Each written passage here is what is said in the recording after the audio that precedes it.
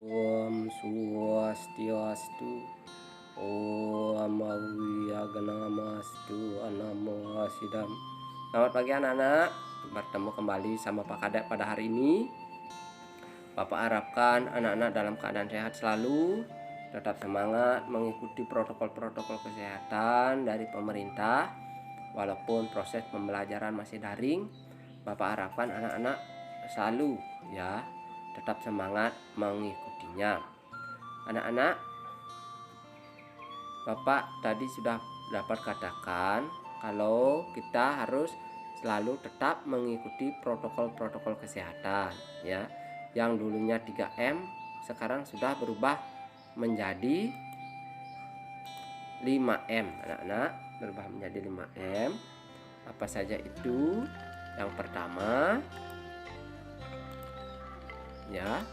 Yang pertama itu tetap memakai masker, mencuci tangan, menjaga jarak. Yang keempat, menjauhi kerumunan. Kelima, mengurangi mobilitas ya. Dan yang paling penting dari kelima ini adalah tetap anak-anak melakukan sembahyang. Dalam hal ini seperti melakukan trisandya di masing-masing merajan ya, atau di tempat-tempat suci lainnya yang merasa anak-anak sreg ya, nyaman seperti itu. Tetap mengikuti protokol beserta melakukan sembahyang. Semoga Tuhan ya memberkati kita, memberikan keselamatan dan selalu memberikan kesehatan.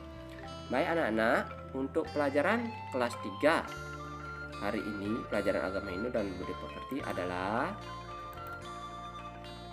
yang pertama itu adalah KD 3.6 ya. Bapak lupa mengisi angkanya. Memahami sembahyang dan berdoa dalam ajaran agama Hindu. Ini kompetensi dasarnya dengan tujuan pembelajaran ya. Tujuan pembelajaran yang pertama itu yang satu. Yang pertama 3.6.1 mendeskripsikan sembahyang untuk meningkatkan keyakinan ya. Kemudian 3.6.2 mengetahui sikap-sikap sembahyang. Kemudian 3.6.3 menyebutkan sarana sembahyang. Itu adalah tujuan pembelajaran pada hari ini di pertemuan yang pertama. Kita lanjutkan lagi ya. Nah, coba perhatikan gambar ini anak-anak ya. Pernahkah anak-anak melakukan hal seperti ini? Jawabannya pasti pernah, karena anak-anak adalah beragama Hindu ya. Nah, pasti anak-anak pernah melakukannya. Adalah gambar anak yang sedang selesai melakukan persembahyangan. Nah, apa sih sembahyang itu? Nah, sembahyang itu ya bahasa Balinya mebakti dadi, mepuju boleh. Nah, sembahyang terdiri dari dua kata, sembah dan yang. Sembah artinya sujud yang dilakukan dengan cara tertentu dengan tujuan menyampaikan penghormatan. Itu artinya sembah atau menyembah boleh. Yang artinya objek yang dihormati, dalam hal ini Tuhan ya.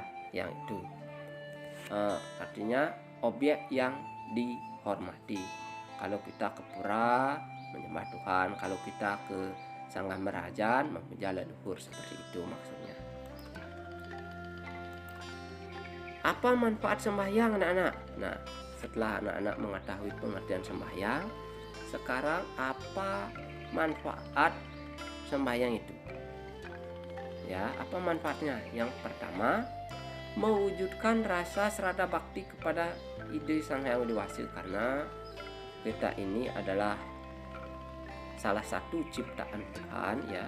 Maka kita wajib memuja, meyakini kebesaran Tuhan. Itu artinya. Kemudian untuk memohon pengampunan ya.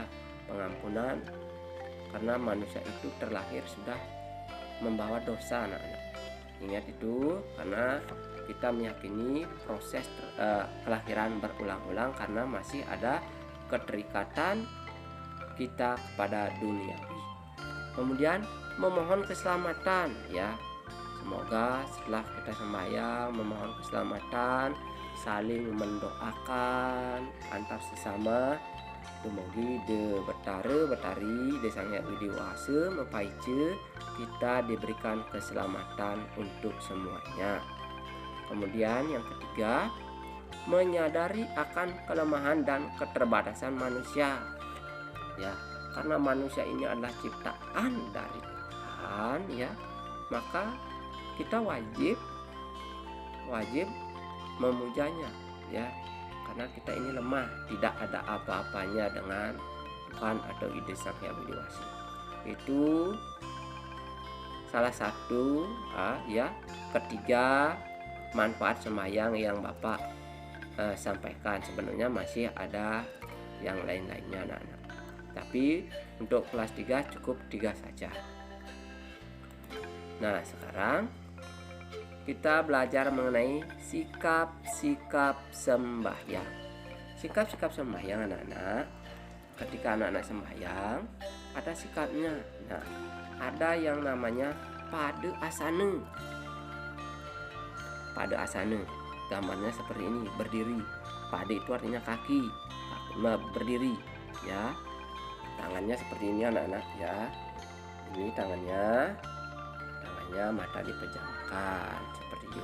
Inilah sikap dari pada asana. Nah, mungkin anak-anak sudah sering melakukannya di sekolah sebelum COVID-19 ya. Kita lanjutkan lagi. Ada yang disebut dengan padma asana. Nah, padma asana itu apa? Nah, anak-anak coba dibuka halaman 155 ya. 155 ada yang disebut dengan padma asana. Padma asana itu artinya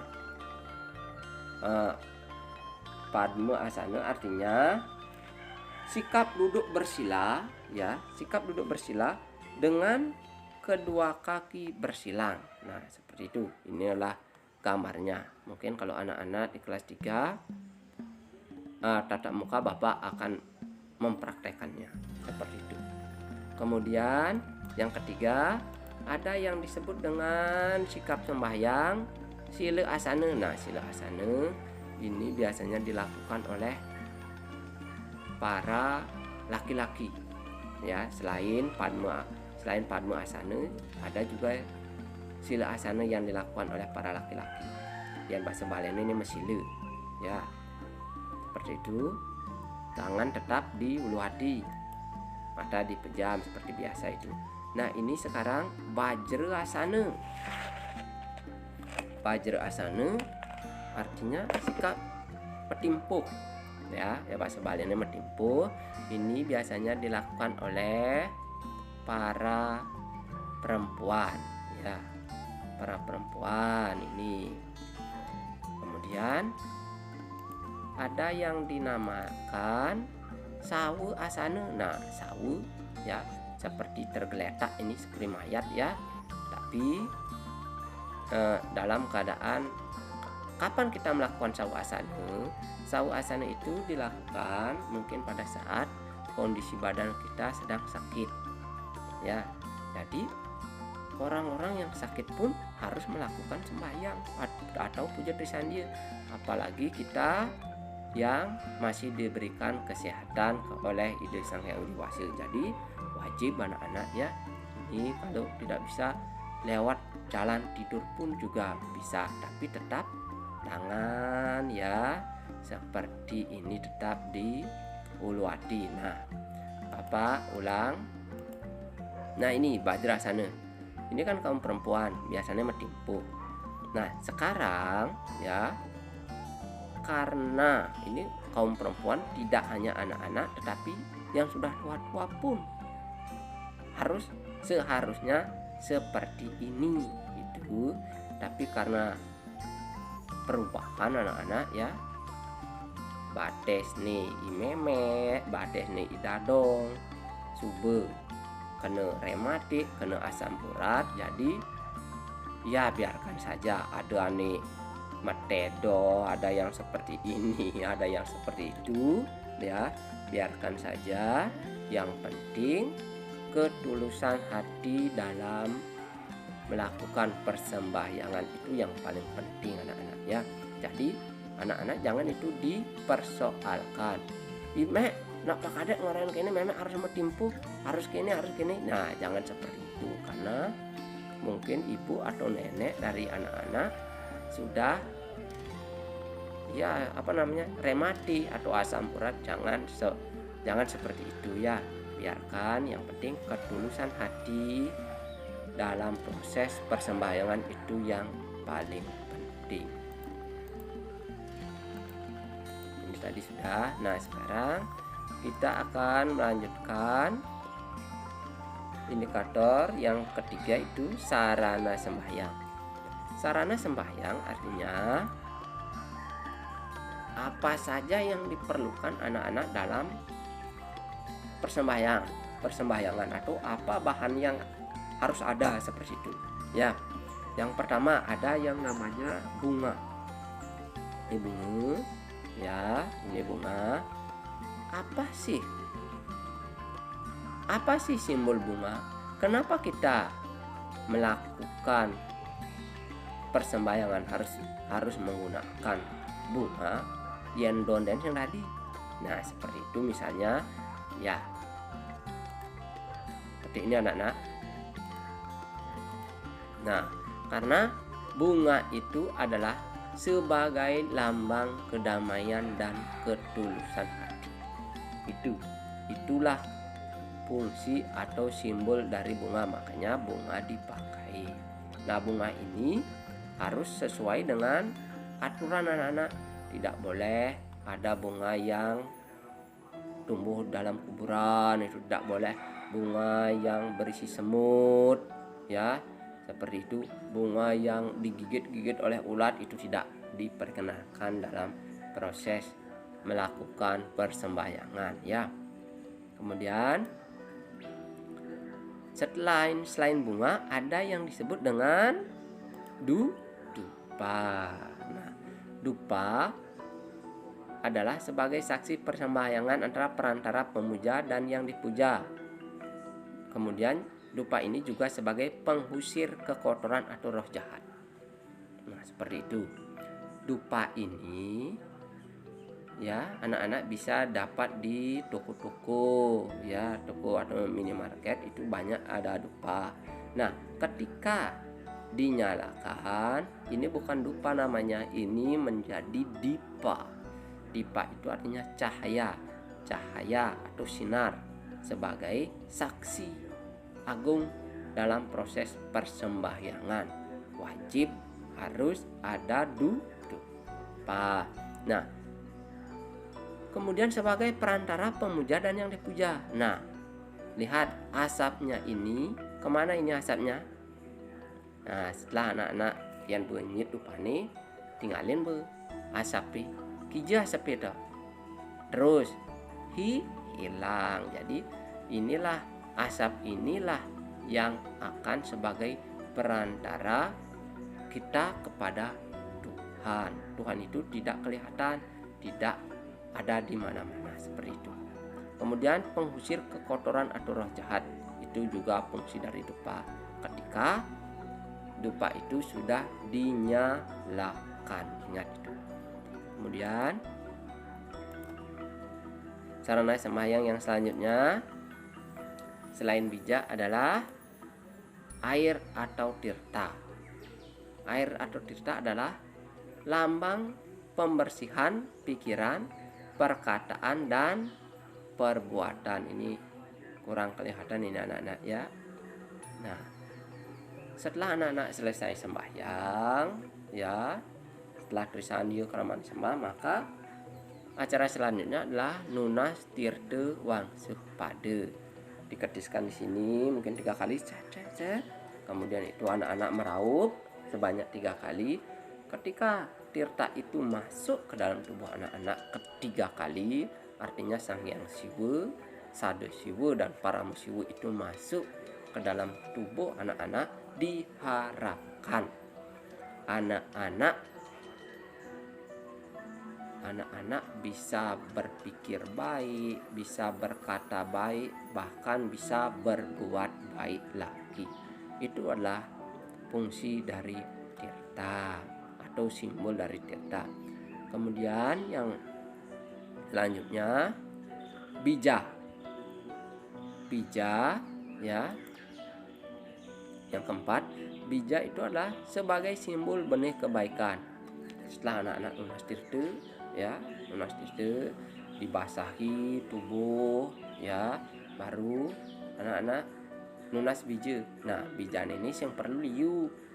Kalau ada anak bak benih ya, banyak sekali berisi bija, itu juga kurang etis atau kurang tepat. Jadi anak-anak silakan membija cukup 3 kali, 3 saja, 3 butir. Yang namanya benih cukup 3, tapi yang utuh, usahakan yang utuh. Kemudian di sini 3, kemudian yang di sini 3 juga. Kemudian cari yang utuh, dimasukkan ke mulut, telan langsung yang utuh ya, jangan diginikan. Istilah Bali ini pak-pake itu ya, langsung dimakan, dihuluh istilahnya ya, karena yang namanya bibit kalau sudah patah-patah kan tidak tumbuh dalam tubuh, makanya harus yang utuh seperti itu. Nah, kemudian yang kelima adalah kuangen. Kuangen itu atau simbol sebagai Tuhan atau Omkara. Nah, ini adalah contoh-contoh dari kuangen.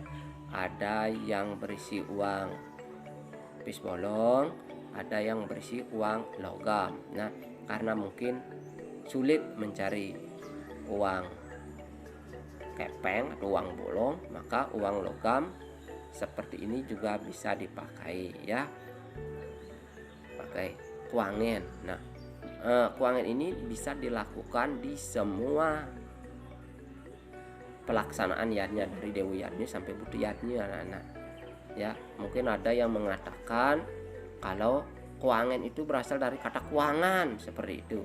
Makanya ketika manusia itu memiliki kekurangan, sudah wajib memuja Tuhan dengan menggunakan kuangen. Nah, ada juga yang seperti itu, tapi inti dari kuangen itu adalah lambang atau sebagai simbol Tuhan, seperti itu. Nah, anak-anak, sampai di sana dulu video pembelajaran hari ini. Untuk soal-soal yang berkaitan dengan pembelajaran ini nanti Bapak akan kirim ke grup WA ya. Hanya itu pembelajaran hari ini. Semoga video pembelajaran ini bermanfaat untuk kita semua. Apabila ada kekurangan dari penjelasan materi yang Pak Kadek berikan, tutur kata yang kurang baik dari Pak Kadek minunas ampuru renggene sinampuru. Baik anak-anak, hanya itu video pembelajaran pada hari ini. Bapak akhiri dengan Paramesanti. Mari tutup dengan Paramesanti. Inggih kabitin. Om Santi Santi Santi Om.